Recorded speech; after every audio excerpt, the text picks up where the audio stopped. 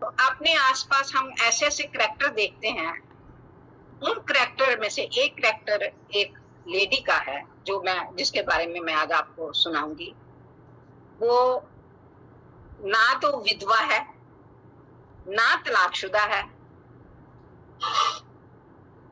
शादीशुदा है पर शादी नहीं है, शुदा है, लिव इन पार्टनर है। जिंदगी किस मोड़ पर क्या कर देती है किसी को पता नहीं चलता।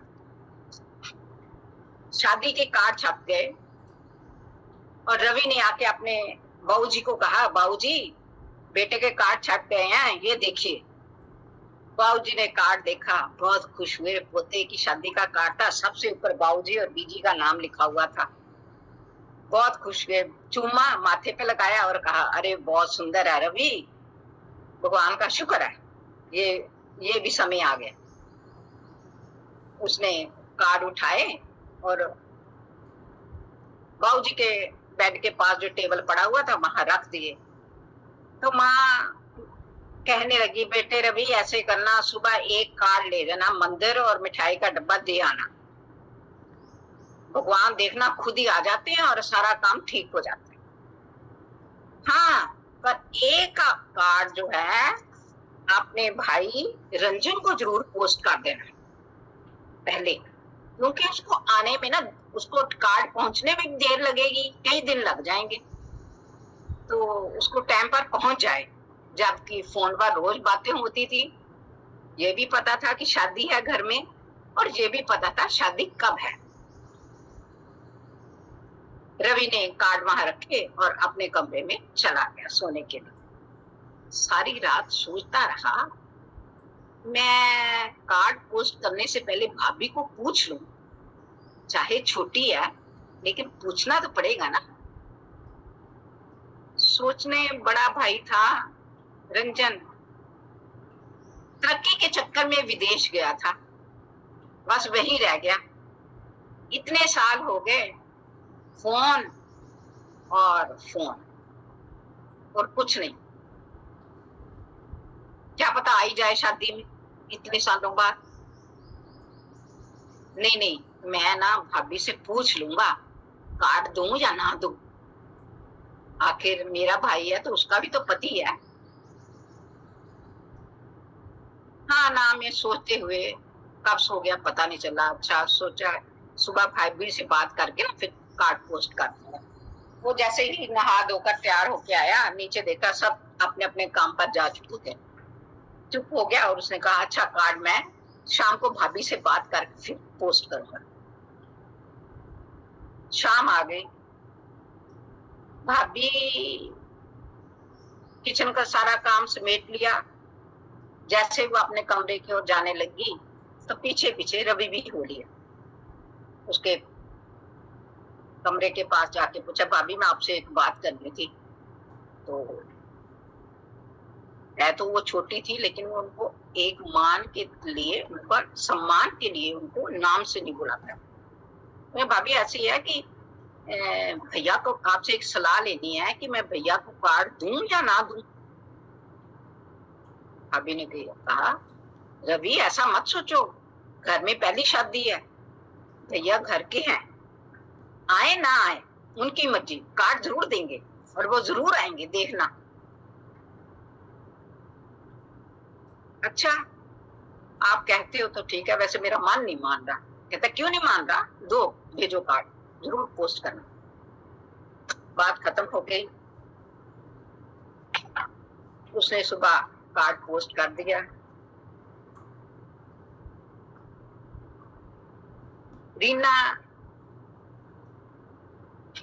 एक पत्नी, ऐसी औरत जो पत्नी है, पति नहीं है, माँ है, बच्चे हैं, सास ससुर है, देवर जेठ है, पर पति नहीं है। उसने नौकरी करती है वो, उसने फटाफट रात में अपनी अलमारी में से कपड़े निकाले, सुबह का टाइम टेबल देखा और रेडियो ऑन किया। सोने से पहले वो रेडियो जरूर सुनती है, उसको लगता है कि अगर कुछ सुनो तो सुकून सा मिलता है। पर आज उसका मन सुकून नहीं ढूंढ रहा था। उसने लाइट ऑफ की और सोने की तैयारी करने लगे। एकाएक याद आ गया कि किस तरह उसके पति सालों पहले जब अपनी तरक्की और अपने परिवार की तरक्की करने के लिए विदेश गए, तो उसका कंधा दबाते हुए कहा, रीना देखना मैं जल्दी आऊंगा, तुम फिक्र मत करना, सभी को साथ ले जाऊंगा। सब म्यूट कर ले। और अपना वो बैग और ट्रॉली लेकर एयरपोर्ट के अंदर चले गए। वो दिन और आज का दिन शक्ल नहीं दिखी, ना किसका दोष है, मेरा भाग्य ही ऐसा हो। असल में रंजन जो रीना का पति था, वो अच्छी नौकरी के लिए विदेश चला गया और जल्दी आने के लिए कहा। जब उसको नौकरी मिल गई तो जल्दी नहीं आया।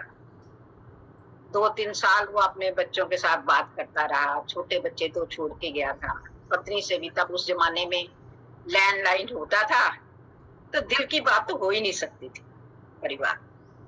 तो वो उसने सोचा कि क्या किया जाए, तो फिर उसको पता चल गया, 2 साल बाद ही पता चल गया कि वो पैसे भेजेगा, उसने वहां शादी कर दी। जब रीना के माता पिता को पता चला तो वो उनके घर आए, उनके ससुर से कहा कि देखो आपके बेटे ने तो शादी कर ली, हमारी बेटी हमें हमारे साथ जाने दो। लेकिन अपने अहम होता है, पर्सनैलिटी में अहम होता है कि हाँ मेरी बहू है, तो उन्होंने उसके माता पेरेंट्स को कहा कि देखिए ये आपकी बेटी है, मेरी बहू है, मेरा बेटा गया है, हम अभी जिंदा है, 2 बच्चे साथ लेके ये अपने घर से बाहर नहीं जा सकती। हाँ अगर ये जाना चाहती है तो जा सकती है, लेकिन मैं इसको नहीं जाने दूंगा, ये आज से मेरी बेटी है। उसके पेरेंट्स दुखी दिल से जैसे आए थे वैसे चले गए और रीना उस परिवार की सदा के लिए बन गई। रीना को किसी ने मर्जी पूछा ही नहीं कि तुम जाना चाहती हो कि नहीं चाहती। वो 2 बच्चे लेके कहाँ जाएगी। उसके हर महीने वहां से $1 आ जाते और उसके ससुर ने उसको अच्छे स्कूल में दाखिल कर दिया। अब घर में तो जॉइंट फैमिली में यही होता है कि औरतें खाना खा रही हैं, बना रही हैं, इनको तो कोई चाहिए नहीं। एक दिन उसने अपनी देवर से कहा, जेठ जिसे कहा, भैया जी अगर मुझे जरूरत पैसे की हो तो मैं किससे मांगू। तो उसके जेठ जी ने फटाफट अपनी जेब में से कुछ पैसे नोट निकाले और दिए। भाभी ऐसी क्या बात है, मैं हूं ना। उसने कहा ये एक दिन की बात नहीं, ये जिंदगी की बात है और मैं चाहती हूँ कि मैं नौकरी करूं। उसने कहा हाँ कर लीजिए। उसने किसी छोटे से स्कूल में एक लाइब्रेरियन की जॉब कर ली और साथ में पढ़ते पढ़ते अपने बच्चों को पढ़ाते भी और खुद पढ़ते ही उसने टीचर ट्रेनिंग की और आज वो किसी बहुत अच्छे स्कूल में प्रिंसिपल है। जिंदगी के इस मोड़ पे अब आदमी के जिंदगी में जब टाइम पास करने के लिए एक एम मिल जाता है तो फिर बहुत सारी चीजें पीछे छूट जाती। इतने सालों में पति नाम की कोई चीज उसके जीवन में नहीं थी और ना है। खैर जिंदगी जो थी स्कूल और बच्चों के साथ बहुत अच्छी बीत रही है और वो खुश है। शादी है घर में, बहुत रौनक है, शॉपिंग हो रही है, खूब शॉपिंग हो रही है, पूरा परिवार खुशियां मना रहा है। सबसे पहले आने वाला उसका पति रंजन ही था, जो मेहमान बन के सालों बाद घर की दरवाजे को आया।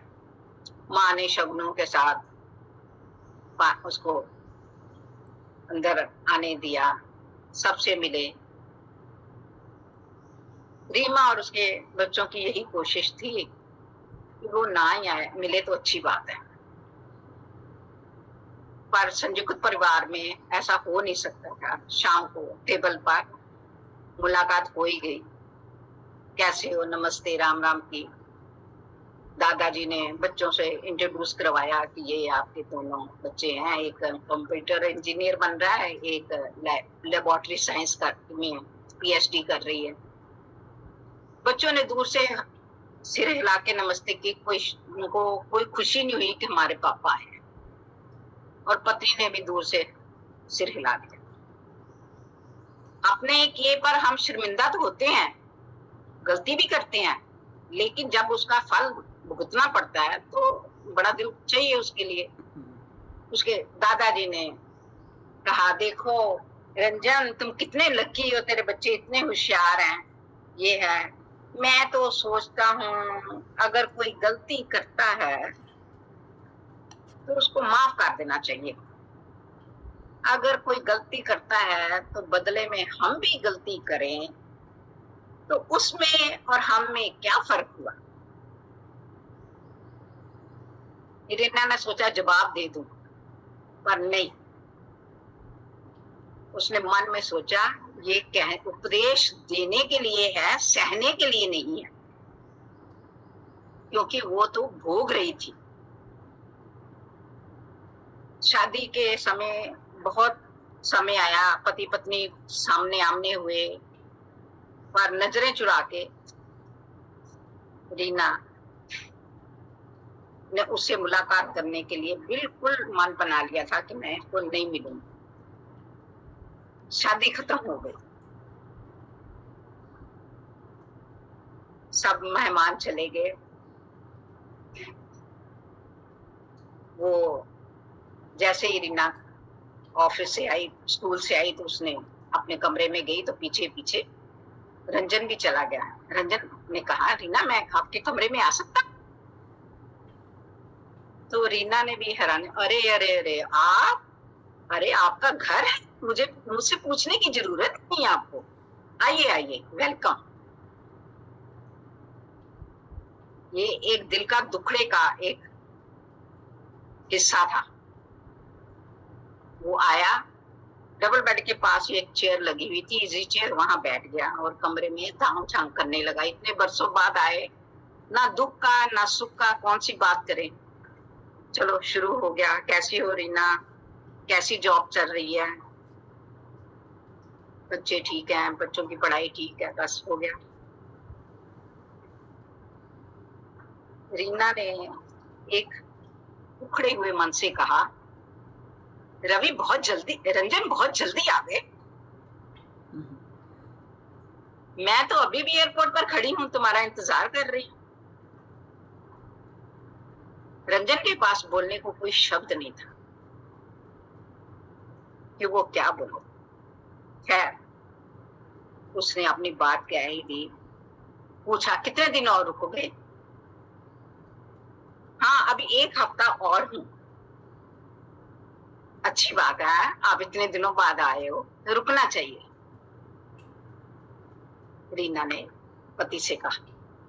तो रंजन ने भी ढीले मन से कहा, मैं सोच रहा हूं हम ना परिवार के साथ कहीं घूमने जाएं, तुम चलोगी ना रीना? तो छुट्टी के लिए अप्लाई कर दो। रीना ने आंखें फाड़ते हुए उसको देखा, जैसे अभी खा जाएगी उसको। उसने चिल्लाते हुए, मैं आपके साथ घूमने जाऊंगी? किस रिश्ते से? मैं आपकी क्या लगती हूँ? ये खुशियां उनके लिए होती हैं जिनके अपने होते हैं, वो जो इसकी केयर करता है। मेरा तो इस दुनिया में कोई है ही नहीं जो मेरी केयर करे, ना कोई मेरा अपना है। रंजन के मुंह में शब्द नहीं थे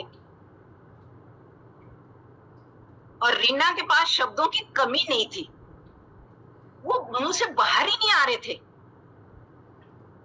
इस असमंजस में रीना अपने आप को रोक नहीं सकती। उसने कह दिया, आप आए हो, आप अपने परिवार के साथ घूमने जाइए, बहुत अच्छा लगेगा। आप इतने सालों बाद आया, इंडिया बहुत बदल गई है, पर मैं नहीं जा सकती आपके साथ, मेरा आपके साथ कोई रिश्ता नहीं।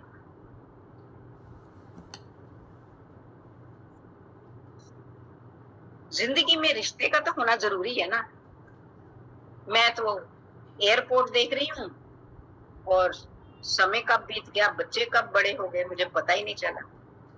मैं तो इस घर की बहू हूँ, आपके बच्चों की माँ हूँ और मैं रीना हूँ और कुछ नहीं। हाँ, अगली बार जब आओगे ना तो फोन कर देना, मैं आपके साथ जरूर जाऊंगी। और फिर जो गंगा जमुना बही और वो सुबक सुबक कर जोर जोर से रोने लगी। अब रंजन असमंजस में था कि वो उसको किस रिश्ते से चुप कराए। सही है। उसने कहा, रीना मेरे से गलती हो गई, मैं मानता हूं, मैं तेरे जितना बड़ा दिल नहीं रख सकता। रीना ने कुछ नहीं कहा, उसने यही कहा, मैं जैसी भी हूं मैं खुश हूं, मैं बहुत खुश हूं, मुझे आपकी दया की कोई जरूरत नहीं। रंजन सोच रहा है कि मैं इसके आंसू किस रिश्ते से साफ करूं, मैं इसको किस रिश्ते से चुप कराऊं कि मेरा कसूर मेरा ही है और तुम मुझे माफ कर दो। माफी शब्द उसमें शब्द मुंह में नहीं था और रीना का रोना जरूर जारी था। अब वो अपना सा मुंह लेके कमरे से बाहर चला गया और रीना दरवाजा बंद करके अपने टूटे हुए दिल को, अपने टूटे हुए दिल के टुकड़ों को देख रही थी, जैसे शीशे, टूटे हुए शीशे की टुकड़े हैं।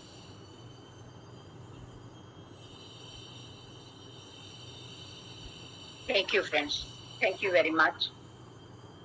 ये मेरी अपनी ही लिखी हुई कहानी थी और जिंदगी की एक सच्चाई थी कि जिनके पति विदेश चले जाते हैं और दूसरी शादी कर लेते हैं और वो औरतें ना विधवा हैं ना तलाकशुदा हैं, लेकिन वो शुदा है, शादीशुदा है।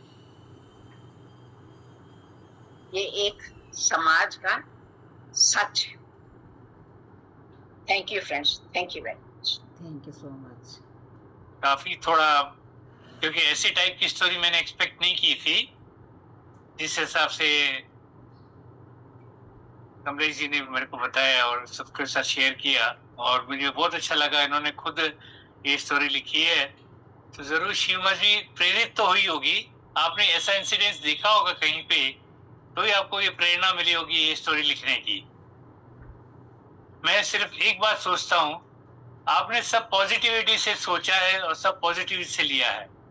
सच में ऐसी बातें होनी पॉसिबल है, मुझे बहुत मुश्किल लगता है, क्योंकि आज घरों घरों में जिस हिसाब से हालतें दिख रही हैं, बहुओं की क्या दशा है, पति है पति नहीं है, और मुझे समझ में नहीं आ रहा है भाई ये जो पति बाहर चला गया उसको एक बार भी फील नहीं हुआ मैं अपनी पत्नी छोड़ के आया हूँ। और आजकल जिस हिसाब से कम्युनिकेशन का तो सहूलत है, ईमेल है, व्हाट्सएप है, सब कुछ है, तो कम से कम एक बार पूछ तो लेता था भाई आज बर्थडे की विशेष करती है। ये उस समय की बात कर रही जब हमारे घरों में लैंडलाइन फ़ोन हुआ करते थे, मोबाइल वगैरह नहीं हुआ करते थे। अच्छा, बहुत पुरानी है मतलब। अच्छा, राइट, या हाँ, ये बात सही है। फिर वो टाइम में तो कम्युनिकेशन बहुत डिफिकल्ट था, चिट्ठियां पहुंचने में एक महीना लग जाता था, 15 दिन लग जाते थे। तो उस हिसाब से आपकी स्टोरी बहुत ही मुझे दिल से छू गई है, और मैं अपनी बेटी को भी बताऊंगा भाई ऐसे भी इंसिडेंट्स होते थे, which is very difficult today to predict, क्योंकि आजकल तो लड़कियां जिस हिसाब से एजुकेशन लेवल हो गया है, कोई लड़की चाहेगी नहीं भाई मैं बैठ के इस हिसाब से। और आजकल ज्वाइंट फैमिली का सिस्टम ही काफी कम हो गया है, सब जगह न्यूक्लियर फैमिलीज हो गई हैं। आजकल तो शिक्षा दी जाती है, भाई बेटे की शादी करते हैं तो पहले उसका घर लो और दूसरे दिन उनको अलग करके दूसरी जगह रखो, तो ही हम प्यार बना रहेगा। तो इस बेसिस में ये टाइप की जो आपने स्टोरी सुनाई, कल्पना से ही मुझे फील होता है भी ऐसा भी जमाना होता था। जैसे मैं बता रहा हूँ, जैसे जैसे हम लोग की उम्र बढ़ती जा रही है, हम लोग की जो एक्सपीरियंसेस हैं वो एक तरह से इतिहास में लिखने लायक हो जाएंगे। कोई बिलीव ही नहीं करेगा भी ऐसे होता था। आज कोई बिलीव नहीं करेगा भाई सच प्योर घी या दूध 4 आने लीटर या 8 आने लीटर मिलता था। तो ये सब चीजें जो आपने बताई है, सर बट इसी ये चीज़ें अभी भी हैं, मैं ये नहीं मानती कि नहीं होता है, अभी भी होता है। अभी कुछ दिन पहले एक टीवी सीरियल आता था, उस सीरियल में सेम यही स्टोरी दिखा रहे थे वो, कि जो ये इन्होंने बताया ना कुछ उस टाइप की स्टोरी, लेकिन आज भी ये सब चीज़ें होती हैं सर, ऐसी बात नहीं होती, होती हैं। अच्छा, हाँ राइट या क्योंकि हम लोग को सिटीज में तो बहुत मुश्किल है ऐसा टाइप का ढूंढना। अपनी बीवी और 2 बच्चे छोड़ के जाते हैं, और जब जाते हैं तो वहां जब शादी कर लेते हैं तो वहां पता लगता है कि उसने शादी कर ली, तो लड़की के पेरेंट्स आ जाते हैं और कहते हैं कि हमारी बेटी को हमारे साथ जाने दो। तो उसके साथ 2 शादियां करते हैं। एक यहाँ थी, वहां भी ऑलरेडी काली सिटीजनशिप मिल गई, ये वो कई चक्कर होते हैं, तो कर ली। वो उसके बाद वापस ही नहीं आया इंडिया। फिर उसके भाई के बेटे की शादी थी, तो मैंने कहा कि कार्ड दे दो, उसको भेज दो। तो उसका जो जेठ था जिसके बेटे की शादी थी, उसने अपनी भाभी से पूछा कि मैं कार्ड भेजूं कि नहीं, तो उसने कहा भेजो, वो घर का लड़का है। ये लड़की, मुझे उसका पॉजिटिव सोच आई कि देखो एक औरत इतना कुछ सहने के बाद वो उसको ये कहती है कि ये आपका ही घर है, जबकि वो इतने सालों बाद आता है, उसकी कोई खबर नहीं लेता। जब आता है तो उसको बच्चे इग्नोर करते हैं, बीवी इग्नोर करती है। वो घर में पैसे भेजता है और उसके फादर उसके डॉलर से और अपनी पुरानी जायदाद बेचकर एक बड़ा मकान बना लेते हैं। शहर के अच्छे स्कूल में उसके बच्चों को दाखिल कर देते। पर वो लड़की खाना तो खाती है, लेकिन उसके हाथ में खर्चे के लिए पैसे नहीं होते, तो वो अपने जेठ जी से जॉब करने के लिए पूछती है, तो वो मना नहीं करते, वो कहते हैं हाँ का। वो जॉब करती है, पहले वो लाइब्रेरियन बनती है, फिर पढ़ कर टीचर बन जाती है, फिर प्रिंसिपल। तो ये जिंदगी की एक दौड़ थी जिसको वो अपनी, जैसे होता ना कि अपनी कमी को खत्म करने के लिए कुछ अच्छा करना, अपने मन को खुश करने के लिए। फिर जब उसके पति आते हैं भाई की शादी में, तो उससे बात करने की कोशिश करते हैं, तो वो उसको कहती है कि मैं ना विधवा हूँ, ना मैं तलाकशुदा हूँ, मैं क्या हूँ ये तुम बताओ, मैं तेरी क्या लगती हूँ। और उसको इग्नोर कर देती है। और उसका हस्बैंड उसको ये सोचता है कि मैं इसको किस रिश्ते से बात करूं, मेरे घर में तो रह रही है, लेकिन मेरा इसके साथ कोई रिश्ता तो है ही नहीं ना। तो एक छोटी सी कहानी ऐसी औरतों की जिनके पति विदेश चले जाते हैं, वहां शादी कर लेते हैं, और पत्नियां बेचारी यहाँ इंतजार कर करके जिंदगी बिताती है। एक जिंदगी की स्ट्रगल, और हम उसको नकार भी नहीं सकते, क्योंकि आज के जमाने में और आज के 20 साल पहले के जमाने में बहुत फर्क। और जो कहानी है वो बिल्कुल सच्ची है, और वो औरत मेरे पड़ोस में रहती है, मेरी किट्टी की वो मेंबर है। जिंदगी थोड़ा चेंज कर दिया, लेकिन लाइफ स्टोरी उसकी है। मैं उससे आज भी मिलती हूँ, जब भी मिलती हूँ मैं उसको एक रिस्पेक्ट की नजर से देखती हूँ। वो मेरे से उम्र में छोटी है और मैं उसको रिस्पेक्ट की नजर से देखती हूँ। मैंने कभी उसको ये नहीं कहा कि तू करके बात करेगी, यार हमेशा गले मिलते हैं, हाय हेलो करते हैं, हंस हंस कर बातें करते हैं, लेकिन उसके अंदर का दुख कोई नहीं देखता। आदमी शराबी हो, कबाबी हो, कैसा भी हो, औरत गर्दन उठा के चलती है, मेरा आदमी है, क्योंकि ये मेरा समाज है, अब तक मेरा समाज है ये। लेकिन अगर औरत अकेली रहती है तो उसकी तरफ बहुत आंखें उठती हैं। शहरों में तो चलो थोड़ा संतोष है लोगों को, अलग तरह के लोग हैं। छोटे शहरों में तो और भी बुरा हाल हो जाता है, कहते हैं गरीब की बहू सबकी भाभी, तो ये हिसाब होता है। तो जिंदगी के एक दर्पण, जिंदगी का दर्पण दिखाया है कि इन जिंदगी में औरत का एक ये भी रूप है। तो ये मंजू जी और किरण जी छोटी सी कहानी थी आपके लिए। और बहुत बढ़िया। तो मैं आपसे पूछूंगी कि आपको मेरी ये कहानी जो मैंने खुद लिखी हुई थी कैसी लगी? बहुत बढ़िया। ये बहुत बढ़िया। हकीकत है, मैंने भी कई जगह सुना है, मेरे मतलब डिस्टेंट रिलेटिव्स में ये चीज हुई है। यहाँ पे बीवी रहती है, लड़का चला जाता है बाहर, वहां फिर से शादी कर लेता है, मौज मस्ती करता, आराम से रहता है और इसको भूल जाता है एकदम। बहुत कॉमन है ये, एकदम बहुत तकलीफ होती है। आपकी कहानी अच्छी है और ये बहुत ही मतलब कॉमन कहानी है, सच पूछिए तो। लेकिन बहुत ज्यादा कॉमन भी नहीं है। समझ लीजिए 100 में से 3-4% के साथ ये कहानी होती है। हाँ हाँ, बहुत दुखदाई है। अपन बोलते हैं ना, अबला जीवन हाय तुम्हारी यही कहानी, आंचल में है दूध और आंखों में पानी।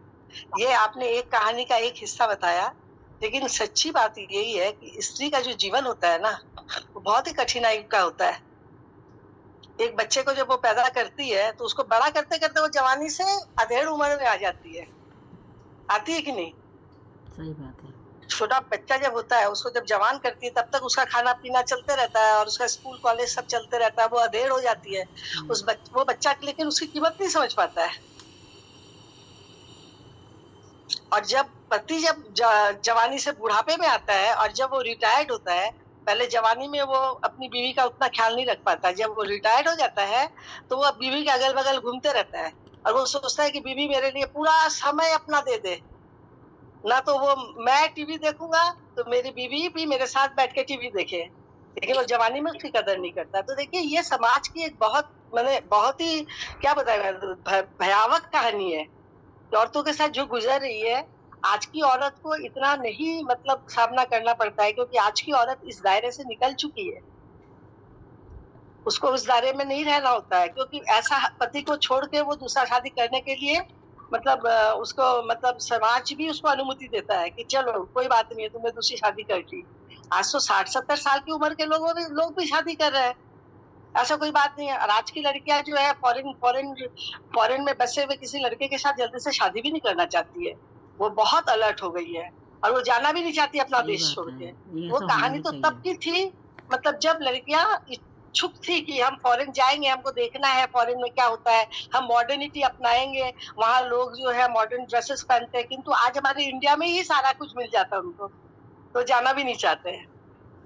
ऐसी कहानियां मेरे पास भी आई है और भी बहुत दर्दनाक कहानी है कमलेश जी, कभी हम आपके साथ शेयर की दर्दनाक जी, किरण जी और मंजू जी और अन्ना जी, आप सबका इस महफिल में आने का बहुत बहुत शुक्रिया। आपने अच्छा टाइम पास किया होगा मेरी बातों के साथ। नहीं, हमको आपके साथ तो बहुत अच्छा टाइम पास किया जी। बहुत बहुत धन्यवाद आपको, आप हमारी महफिल में आए, हम लोगों को समय दिया, उसके लिए आपको बहुत बहुत धन्यवाद।